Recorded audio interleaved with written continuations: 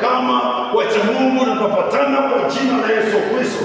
Anasema lote watakaoliomba Baba wa mbinguni ataweza kufanya. Kwa hiyo hesabu ya Mungu ni hesabu iliyo ya watu wawili watatu. Wakawa wanatafuta katika ushirika mko wawili watatu, hiyo ni hesabu ya Mungu. Hiyo ni fellowship ya Mungu.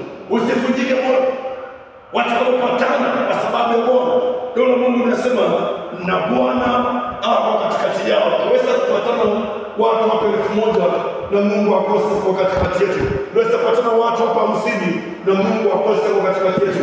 Lakini tunaweza kupatana watu watatu, wawili watatu, tumepatana kwa sababu ya jina la Mungu. Hukuja kumtukuza Mungu, hatutakuja kuchonyesha, hatutakuja kufanya hiki na hiki, na tumeleta kumwambia Bwana kama Bwana tumekuja ukatuhudumie, kwamba Bwana ni wewe nifinyani, kwamba wewe Bwana ni wewe na maisha yangu kwa ajili yako. Ndio Mungu nasema yeye Yesu Kristo hapo papo hapa. Kwa hiyo katika ibada zote unazozingia, usiingie katika ibada ukifikiri kwamba uko peke yako. Mungu au katikati ya ibada. Na tutamani mtu unapokuja tupatane na kuomba, kwa sababu sisi tunaishi kwa imani, hatuishi kwa kuona.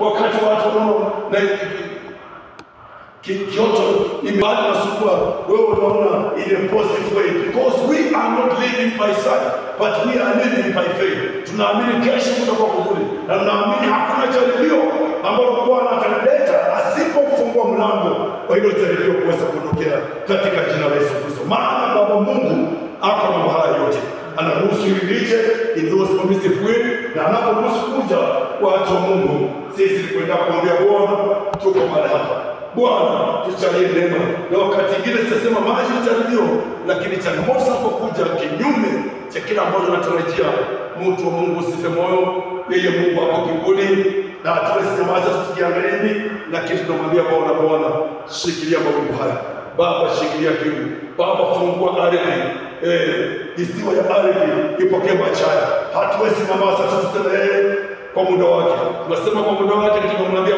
Bwana mapenzi yako yafanyike, na mapenzi yetu kwa Baba wa mbinguni ukatukumbuke, na neema yako katika hali hii, let your grace be sufficient.